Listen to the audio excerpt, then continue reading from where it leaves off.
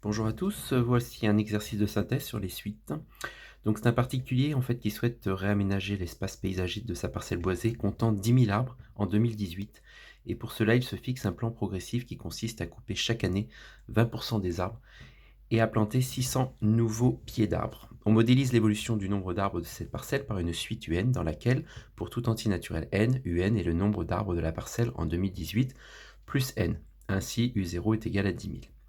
On nous demande de calculer U1 et U2. Donc pour calculer U1, il suffit tout simplement de prendre les 10 000 arbres de l'année 2018, de le multiplier par 0,8, puisque comme on en coupe 20%, ça veut dire qu'il va en rester 80%, donc on multiplie par 0,8 et on rajoute les 600, ce qui nous fait un total de 8600. U2, on reprend le nombre d'arbres de l'année d'avant, 8600, qu'on multiplie à nouveau par 0,8 et on rajoute les 600 pieds d'arbres qu'on rajoute l'année d'après. Donc 7480 arbres, c'est ce qu'on obtient en 2020, puisque 2018 plus 2, ça fait 2020, et là, nous sommes sur U2. Dans la question suivante, on nous demande de justifier pourquoi UN plus 1 est égal à 0,8 UN plus 600.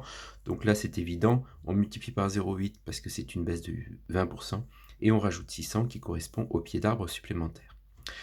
Ensuite, on définit une nouvelle suite qui s'appelle Vn, et il paraît que cette suite est géométrique. Donc pour démontrer qu'elle est géométrique, c'est assez classique, il suffit de partir de Vn plus 1 et d'arriver à un certain nombre de fois Vn. Ceci prouvera que la suite est géométrique. Donc Vn plus 1 par définition, puisque Vn égale Un moins 3000, Vn plus 1 égale Un plus 1 moins 3000. Donc l'indice qu'on met ici doit être le même que là.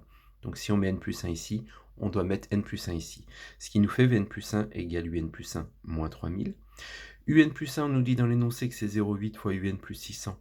Donc on remplace le Un plus 1 ici par 0,8 Un plus 600 et on recopie le moins 3000. Ensuite, on peut ajouter 600 moins 3000, ce qui fait moins 2400. Donc on obtient 0,8 UN moins 2400. En factorisant par 0,8, on obtient 0,8 facteur de UN moins 2400 sur 0,8. On voit bien que si on redéveloppe, on obtient bien le 0,8 UN, et le 0,8 fois le 0,8, enfin divisé par 0,8 vont disparaître, il restera alors 2400. Donc on voit que la factorisation est tout à fait correcte. Ensuite, le 0,8, on le recopie, le UN, on le recopie, et le 2400 à la calculatrice nous donne 3000. On obtient alors UN moins 3000, ce qui veut dire qu'on obtient 0,8 fois Vn. On était parti de Vn plus 1, on arrive à 0,8 fois Vn, donc la suite est bien géométrique. Deux premiers termes V0, comment calcule-t-on V0? Tout simplement en mettant 0 ici, donc V0 égale U0 moins 3000, or U0 est donné dans l'énoncé, c'est 10 000, donc 10 000 moins 3000 nous donne bien les 7000. Et la raison est égale à 0,8, c'est-à-dire le facteur qui se trouve ici devant Vn.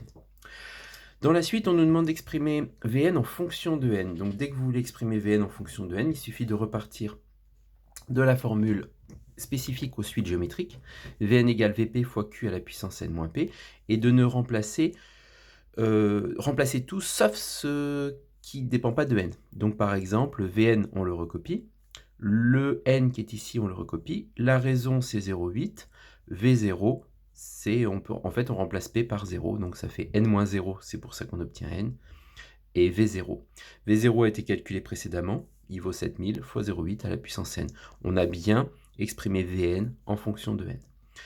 Ensuite, on nous demande de déterminer UN en fonction de n, c'est écrit différemment, mais vous verrez parfois dans les questions, on demandera exprimer UN en fonction de n. Là, on vous donne la réponse, c'est beaucoup plus simple. On ne peut pas appliquer à nouveau cette formule pour U, puisque U n'est pas une suite géométrique. Donc on peut l'appliquer, on est obligé de trouver une autre solution. Ce qui veut dire qu'en fait, on part de Vn, qui est égal à UN moins 3000, et on isole UN. Donc si on isole UN, ça veut bien dire que le moins 3000, on le transpose, on obtient alors Vn plus 3000 qui est égal à UN, en transposant le 3000 de l'autre côté.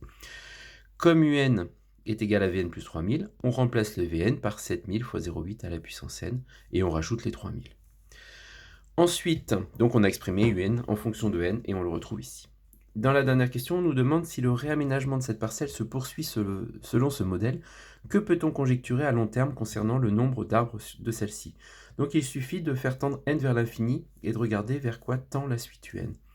La limite quand n tend vers l'infini de 0,8 à la puissance n est égale à 0, puisque 0,8 est un nombre compris entre 0 et 1. Lorsque vous prenez un nombre compris entre 0 et 1, eh bien quand vous le multipliez par lui-même, un nombre indéfini deux fois, infini de fois, on obtient en fait quelque chose qui tend vers 0. Et donc ça veut dire que notre limite de 0,8 puissance n est égale à 0.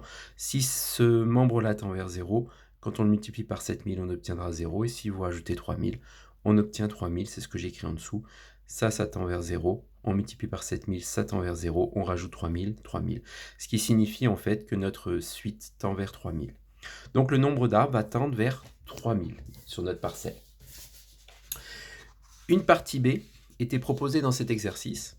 Elle n'est pas très longue. On propose 3 algorithmes et on demande de déterminer lesquels sont corrects et lesquels ne sont pas corrects.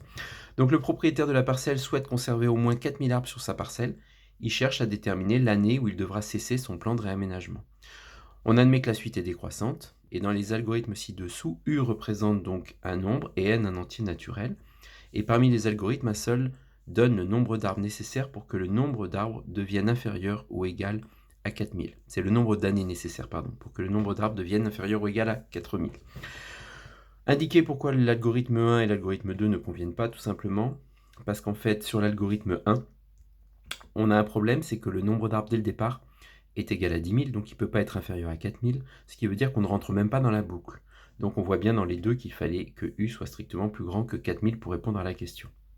Dans l'algorithme 2, le souci qu'on a, c'est que pour calculer le nombre d'arbres, il ne faut pas multiplier par 0,8 à la puissance n, il faut juste multiplier par 0,8. Et on constate dans les deux autres algorithmes que c'était bien 0,8. Donc l'erreur provenait du puissance n. Indiquer l'année au cours de laquelle le propriétaire devra cesser son plan de réaménagement. Et bien là, tout simplement, pour avoir la réponse, il suffit de prendre sa calculatrice, de mettre 10 000 arbres la première année, c'est-à-dire en 2018, et juste de multiplier par 0,8 et de rajouter ou de retirer 600. On doit rajouter 600. Donc on rajoute 600. On obtient alors le nombre d'arbres l'année suivante, donc en 2019, ce qui correspond à U1. Puis en appuyant sur Exe au fur et à mesure, on obtient tout simplement le nombre d'arbres l'année d'après. Donc 2018, 2019, 2020, 2021, 22, 23, 24, 25, 26, 27. C'est en 2027 que le nombre d'arbres sera inférieur à 4000. Donc en 2027, le propriétaire devra cesser son plan de réaménagement. Voilà pour cet exercice hyper classique sur les suites. Au revoir.